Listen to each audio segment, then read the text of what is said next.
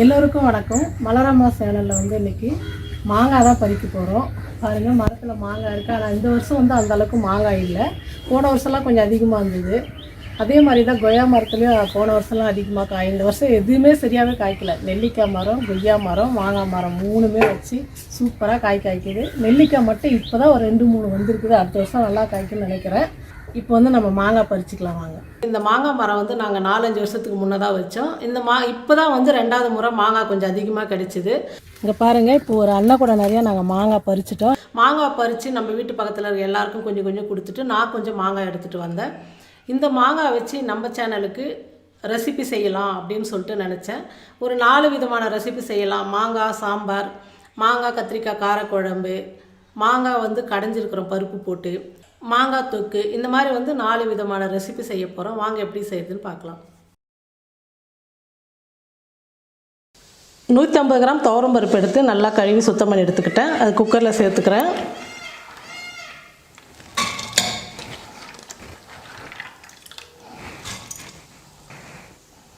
ரெண்டு தக்காளி,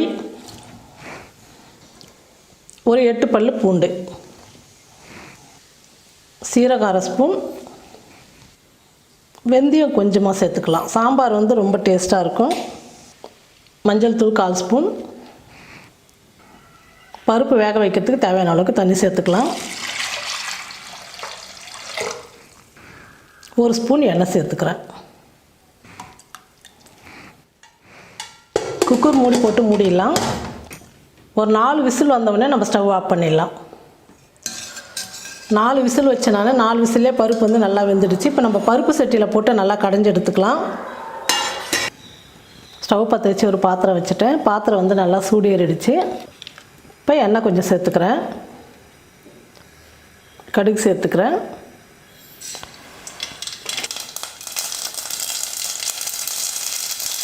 சீரகம், பெரிய வெங்காயம் 1 வெங்காயம் கட் பண்ணி வச்சுருக்கிறேன். சின்ன வெங்காயம் வந்து ஒரு 4 சின்ன சின்னதாக இது எடுத்து கட் பண்ணிக்கிட்டேன்.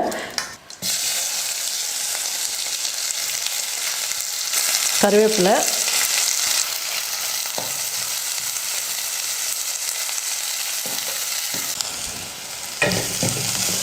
பாருங்கள் வெங்காயம் நல்லா வதங்கிடுச்சு. நான் ஏற்கனவே வந்து பருப்பில் 2 தக்காளி போட்டுருக்கிறேன். அதனால் ஒரு தக்காளி மட்டும் எடுத்து கட் பண்ணிக்கிட்டேன்.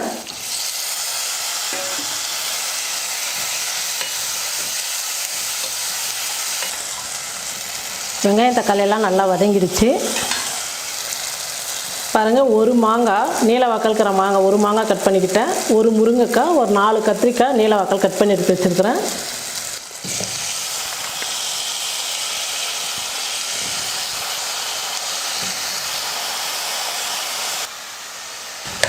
நம்ம வந்து தக்காளி சேர்த்துருக்குறோம். மாங்காய் வந்து புளிப்பு மாங்காய், அதனால் வந்து புளி சேர்க்க வேணாம். 1 நிமிஷம் நல்லா காய் வந்து நல்லா வதக்கிக்கலாம். இந்த சாம்பாருக்கு தேவையான அளவுக்கு உப்பு சேர்த்துக்கிறேன். மஞ்சள் தூள் கொஞ்சம், மிளகாத்தூள் 1/2 ஸ்பூன், தனியாத்தூள் 1 ஸ்பூன், சாம்பார் பொடி 1 ஸ்பூன்.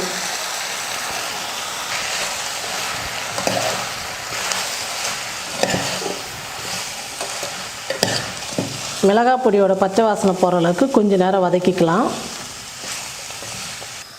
பாருங்கள், நம்ம வந்து காய் சாம்பார்லாம் வைக்கும் போது பருப்பில் வந்து அதிகமாக தண்ணி விட்டு வேக வச்சுக்கணும். ஏன்னா பச்சை தண்ணி ஊற்றாமல் அந்த பருப்பு தண்ணியை நம்ம சாம்பார் வைக்கும் போது சாம்பார் வந்து ரொம்ப நல்லாயிருக்கும். இப்போ நான் அந்த பருப்பு வேக வச்ச தண்ணியை ஊற்றிக்கிறேன்.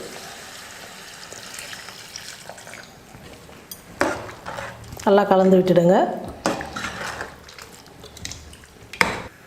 தட்டு போட்டு மூடிடலாம். காயெல்லாம் நல்லா வேகட்டும். அதுக்கப்புறம் பருப்பு ஊற்றிக்கலாம். பாருங்கள், கத்திரிக்காய், மாங்காய், முருங்கைக்காய் வந்து நல்லா வெந்துடுச்சு. பருப்பு நல்லா கடைஞ்சி எடுத்துக்கிட்டால் அந்த பருப்பு ஊற்றிக்கலாம்.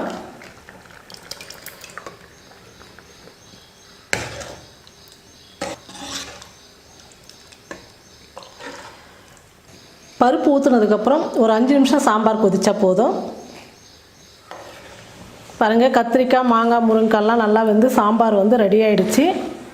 இந்த சாம்பார் இறக்கும் போது ஒரு சிட்டிகை பெருங்காயத்தூள் போட்டுக்கலாம். அப்போ தான் சாம்பார் வந்து நல்லா மணமாக நல்லாயிருக்கும்.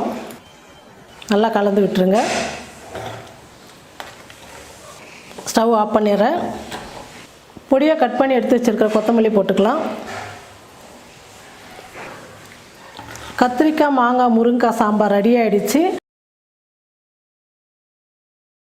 குக்கர் நல்லா சூடு ஏறிடுச்சு. 1 ஸ்பூன் எண்ணெய் ஊற்றிக்கலாம். எண்ணெய் சூடு ஏறினதும் இது வந்து ரேஷன் துவரம்பருப்பு. நான் ஒரு கப்பு நிறையா எடுத்துருக்கிறேன். இது அளவு பார்த்திங்கன்னா 100 கிராம் இருக்கும். நல்லா கழுவி சுத்தம் இல்லாமல் ரேஷன்லலாம் தூசு தும்பெல்லாம் வரும், அதனால் அப்படியே போட வேணாம். நல்லா கழுவிட்டு உடனே தண்ணியில் போட்ட உடனே கழுவின இல்லைன்னா ரொம்ப ஊறிடும். நல்லா வடிகட்டிட்டு தண்ணி இல்லாமல் எடுத்துக்கிட்டேன். பருப்பு சேர்த்துக்கிறேன். ஒரு 8 பல்லு பூண்டு, சின்ன மிளகாய் ஒரு 4, கருவேப்பிலை கொஞ்சம் எல்லாம் சேர்த்துக்கலாம். ஒரு 1/4 ஸ்பூன் மஞ்சள் தூள் எல்லாம் சேர்த்து கொஞ்ச நேரம் எண்ணெயில் வந்து வதக்கிக்கலாம்.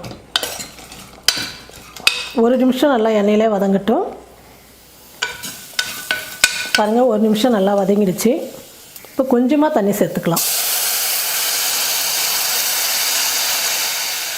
ரேஷன் பருப்புன்றதுனால ஒரு 2 விசில் விட்டால் போதும். அதிகமாக விட்டிங்கன்னா ரொம்ப குழஞ்சி போயிடும். குக்கர் மூடி போட்டு மூடிடலாம். 2 விசில் வந்தோடனே ஸ்டவ் ஆஃப் பண்ணிடலாம். பாருங்கள், குக்கர் வெயிட் குறைஞ்சிடுச்சு. மூடி எடுத்துக்கலாம். 2 விசில் தான் வச்சா பருப்பு நல்லா வெந்துடுச்சு. கடாய் நல்லா சூடேறிடுச்சு. இப்போ எண்ணெய் சேர்த்துக்கிறேன். எண்ணெய் காஞ்சிடுச்சு. கடுகு, சீரகம் 1/4 ஸ்பூன், வரமிளகா 2, கருவேப்பிலை கொஞ்சம், பெரிய வெங்காயம் 2 எடுத்து பொடியாக நறுக்கி எடுத்துருக்கிறேன், அதையும் சேர்த்துக்கிறேன்.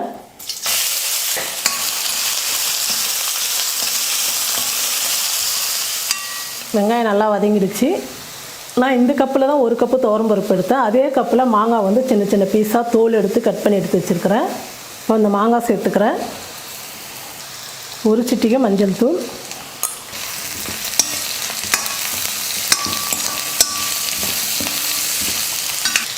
அரை ஸ்பூன் சாம்பார் பொடி,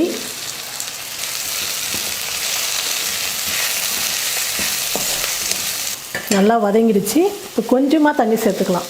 மாங்காய் வேகிற அளவுக்கு தண்ணி சேர்த்தா போதும்.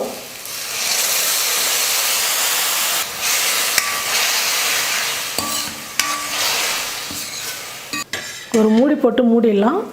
மாங்காய் நல்லா வேகட்டும். பாருங்கள், மாங்காயெல்லாம் நல்லா வெந்துடுச்சு. இப்போ இந்த கரண்டிலேயே மாங்காவை நல்லா மசிச்சுக்கலாம்.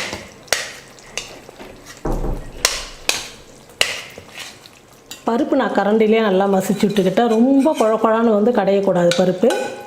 இப்போ வேக வச்ச மாங்காவில் சேர்த்துக்கலாம். நம்ம இது வரைக்கும் உப்பு சேர்க்கலை. இந்த மாங்காய் கடையிலுக்கு தேவையான அளவுக்கு உப்பு சேர்த்துக்கிறேன்.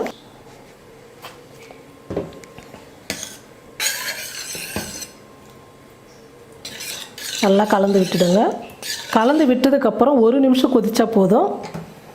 இந்த மாங்காய் கடையில் வந்து இட்லி, தோசைக்கு, சப்பாத்திக்கு சாதத்தோடு பிசைஞ்சு சாப்பிடும்போது ரொம்ப சூப்பராக இருக்கும். இந்த மாங்காய் கடையில் நம்ம வந்து தக்காளி, புளி எதுவுமே சேர்க்கலை, வெறும் மாங்காய் மட்டும் சேர்த்துருக்குறோம். அந்த மாங்காயோட புளிப்பே ரொம்ப நல்லா இருக்குது. 1 நிமிஷம் நல்லா கொதிச்சிடுச்சு. இப்போ ஸ்டவ் ஆஃப் பண்ணிடுறேன். பாருங்கள், மாங்காய் கடையில் ரெடி ஆகிடுச்சு.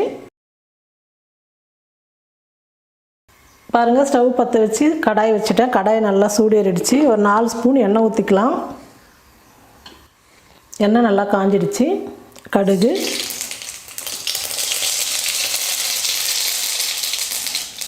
சீரகம் ஒரு 1/4 ஸ்பூன், வெந்தயம் கொஞ்சம். காரக்குழம்புக்கெல்லாம் வெந்தயம் போட்டால் தான் மணமாக இருக்கும். கொஞ்சமாக வெந்தயம் சேர்த்துக்கிறேன். பூண்டு ஒரு 10 பல். பூண்டு நல்லா வதங்கிடுச்சு. இப்போ வெங்காயம் வந்து பெரிய வெங்காயம் 2 வெங்காயம் நீல வாக்கில் கட் பண்ணி எடுத்துக்கிறேன், அதை சேர்த்துக்கிறேன். கருவேப்பிலை,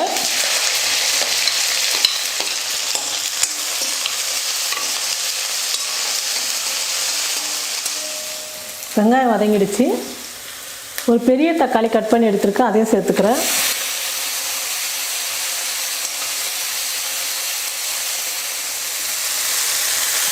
இந்த மாதிரி சின்ன சின்ன பீஸாக மாங்காய் கட் பண்ணிக்கிட்டேன். கத்திரிக்காய் ஒரு 5 கத்திரிக்காய் கட் பண்ணி எடுத்துருக்குறேன். இப்போ அதையும் சேர்த்துக்கலாம்.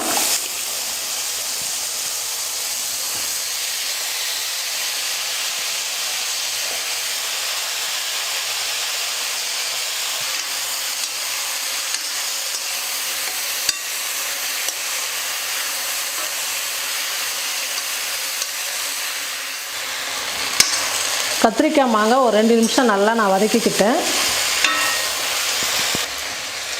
சின்ன ஸ்பூனில் 1 ஸ்பூன் மிளகாத்தூள், அதே ஸ்பூனில் 1.5 ஸ்பூன் தனியாத்தூள், கரம் மசாலா ஒரு 1/2 ஸ்பூன்,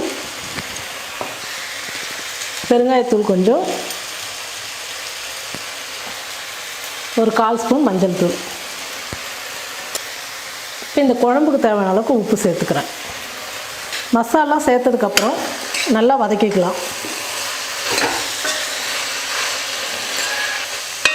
இந்த குழம்புக்கு வந்து நம்ம கத்திரிக்காய் சேர்த்ததுனால புளி சேர்க்கணும். ஆனால் புளி சேர்க்க வேணாம். நான் மாங்காய் சேர்க்கறதுனால அதுவே நமக்கு வந்து புளிப்பாக இருக்கும். தக்காளி வேறு 1 தக்காளி சேர்த்துருக்குறேன். அதனால் வந்து புளியெல்லாம் சேர்த்துக்க வேணாம். பாருங்கள், மசாலாம் போட்டு நல்லா வதங்கிடுச்சு. இப்போ குழம்புக்கு தேவையான அளவுக்கு தண்ணி சேர்த்துக்கிறேன். காயெல்லாம் வந்து நல்லா கட்டியாக வரணும் குழம்பு, அந்த அளவுக்கு நம்ம தண்ணி சேர்த்துக்கலாம்.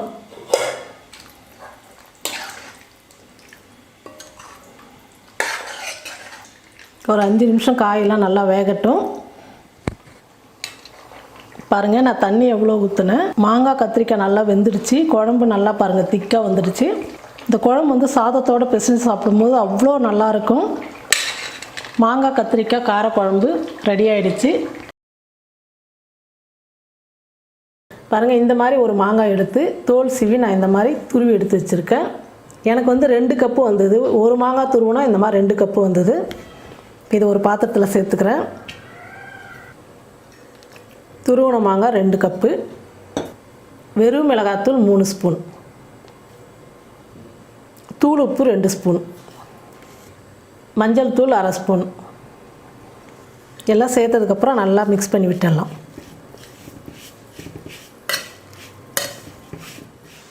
பாருங்கள், மசாலாம் போட்டதுக்கப்புறம் நல்லா கலந்து வச்சுட்டேன். இது இப்படியே ஊறட்டும். பொடி ரெடி பண்ணிக்கலாம். எந்த ஊறுகாய் செஞ்சாலும் நம்ம வந்து கடுகு வெந்தயம் வந்து வறுத்து பவுட்ரு பண்ணிக்கணும். இப்போ நான் 2 ஸ்பூன் கடுகு எடுத்துருக்கேன், 1/2 ஸ்பூன் வெந்தயம். ஸ்டவ் குறைச்சி வச்சுட்டு பொண்ணு வரலாம் வறுத்துக்கலாம். கடுகு வெந்தயம் வந்து நல்லா பொரிஞ்சு வந்துடுச்சு. ஸ்டவ் ஆஃப் பண்ணிவிட்டேன். கொஞ்சம் சூடு ஆறட்டும், மிக்சியில் போட்டு பவுட்ரு பண்ணி எடுத்துக்கலாம்.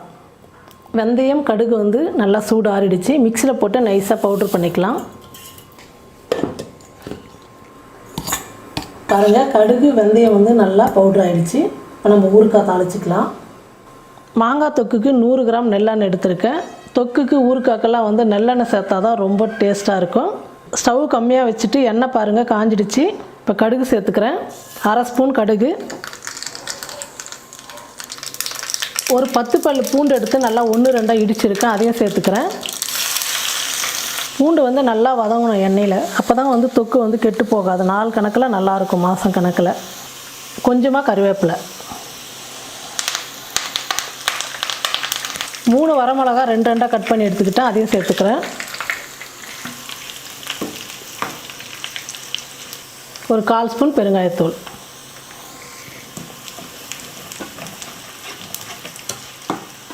எல்லாம் நல்லா பொரிஞ்சிடுச்சு. இப்போ ஸ்டவ் ஆஃப் பண்ணிடலாம்.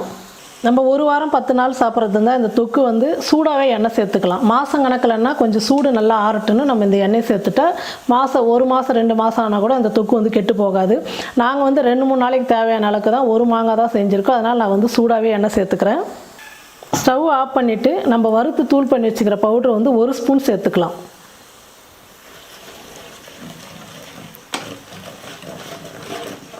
மாங்காய் தொக்குள் இப்போ சேர்த்துக்கிறேன்.